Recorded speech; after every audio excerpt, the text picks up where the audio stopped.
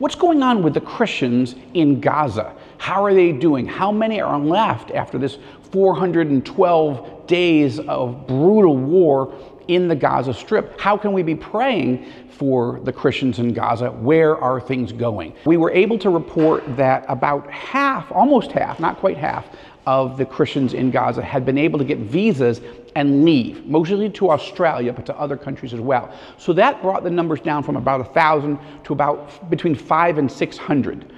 Now I can report to you based on multiple sources that there are only now about 260 Christians, Palestinian Christians, still in those churches. So we're at about a quarter of what the number was when the war began.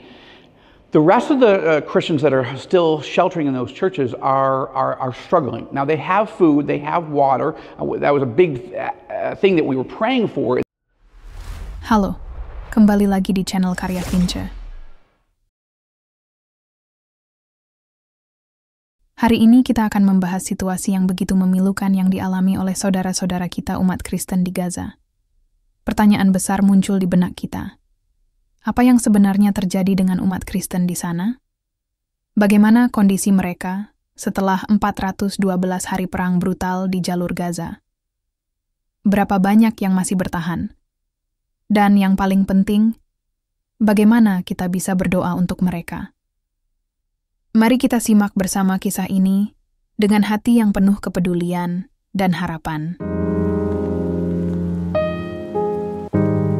Peroreng di jalur Gaza yang telah berlangsung lebih dari setahun telah membawa penderitaan yang tak terbayangkan bagi semua orang yang tinggal di sana, termasuk komunitas kecil umat Kristen. Sebelum peroreng pecah, ada sekitar 1.000 umat Kristen yang masih tinggal di Gaza. Sebagian besar berlindung di 2 gereja bersejarah di kota Gaza, wilayah utara jalur Gaza. Gereja pertama adalah Gereja Latin Katolik Roma, yang sangat tua dan bersejarah. Gereja kedua adalah Gereja Ortodoks Yunani, tempat sebagian besar umat Kristen berlindung. Selain itu, ada pula sebagian kecil umat evangelis. Hanya sekitar 50 orang di antaranya yang masih berada di Gaza. Ketika peroreng dimulai, situasinya sangat sulit. Pertempuran yang berkecamuk antara kelompok teror Hamas dan militer Israel membuat bantuan makanan, air, dan obat-obatan hampir mustahil untuk sampai ke gereja-gereja tersebut. Banyak umat Kristen hanya bisa berdoa dan berharap. Namun, berkat upaya luar biasa dan doa yang tak pernah putus, akhirnya bantuan mulai tiba setelah tentara Israel berhasil membersihkan area di sekitar kedua gereja. Sebagian besar telah meninggalkan Gaza, menuju tepi barat, atau berbagai tempat lain di seluruh dunia, seperti Amerika Serikat, Eropa, dan kawasan Teluk. Namun kenyataannya sangat memilukan. Dari sekitar 1.000 umat Kristen di Gaza, kini hanya tersisa 260 orang. Banyak di antara mereka yang berhasil keluar, sebagian besar menuju Amerika Serikat, Australia, atau negara-negara lain seperti Eropa dan Teluk. Hampir setengah dari umat Kristen di Gaza telah berhasil mendapatkan visa dan meninggalkan wilayah tersebut. Sebagian besar menuju Australia, meskipun ada juga yang pergi ke negara lain. Akibatnya, jumlah mereka berkurang dari sekitar 1.000 menjadi sekitar 500 hingga 600 orang. Ini adalah jawaban dari doa, namun meninggalkan pertanyaan besar. Apakah akan tiba saat di mana tidak ada lagi umat Kristen yang tinggal di Gaza? Meskipun sekitar 700 orang Kristen telah berhasil meninggalkan Gaza, sekitar 260 orang masih bertahan di 2 gereja utama. Meskipun situasi mereka sangat sulit. Beberapa umat Kristen yang mencoba kembali ke rumah mereka untuk mengambil barang-barang pribadi menghadapi kenyataan pahit, di mana rumah mereka telah diambil alih oleh keluarga Muslim yang menolak untuk pergi. Ini menambah beban berat bagi mereka yang masih bertahan di Gaza, dengan risiko terus mengintai dari teror Hamas yang bersembunyi di tengah populasi sipil. Di tengah kegelapan peroreng, ada secercah harapan.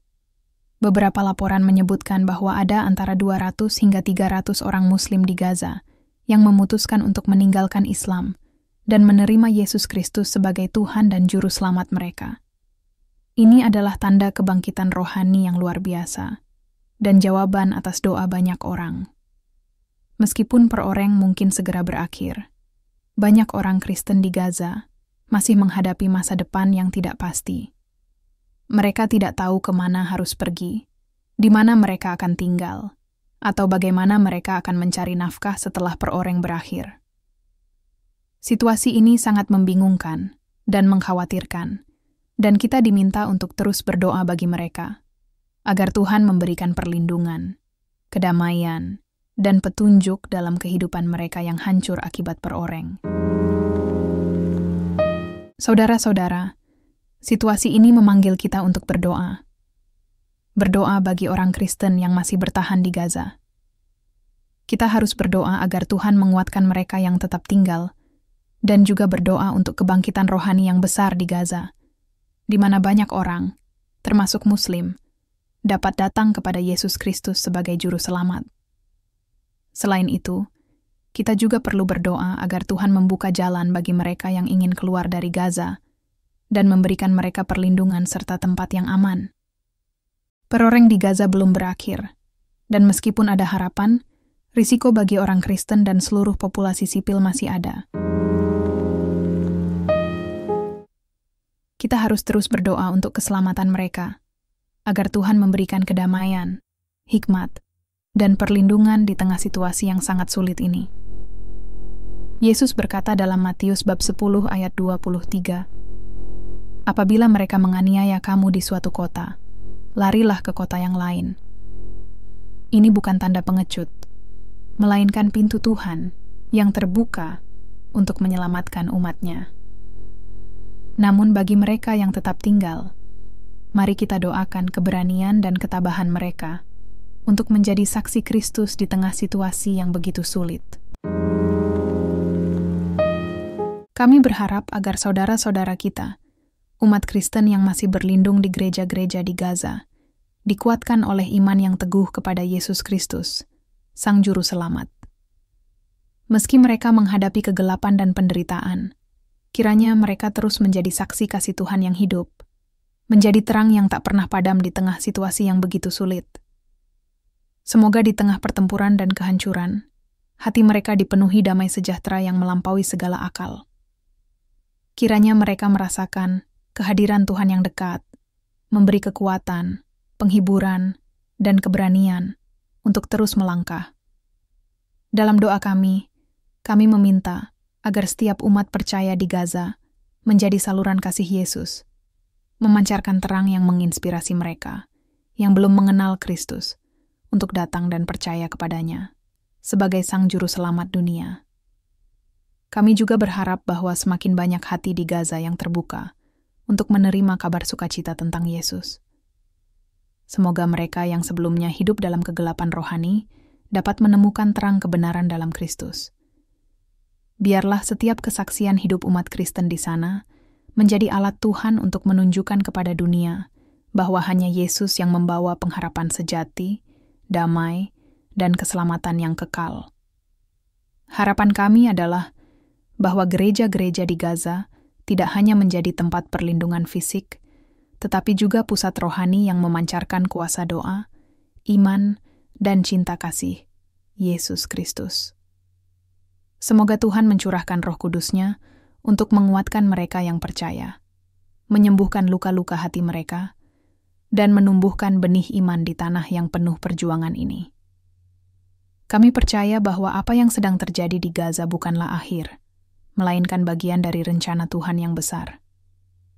Kiranya melalui setiap penderitaan, nama Yesus semakin ditinggikan, dan lebih banyak jiwa di Gaza dan seluruh dunia akan datang kepadanya, menyadari bahwa Dialah jalan, kebenaran, dan hidup. Itulah kisah dan keadaan umat Kristen di Gaza yang saat ini tengah berjuang bertahan hidup. Mari kita terus mendukung mereka melalui doa dan kepedulian. Jangan lupa like, share, dan subscribe channel Karya Vinci untuk konten inspiratif dan penuh makna lainnya. Sampai jumpa di video berikutnya. Tuhan memberkati kita semua.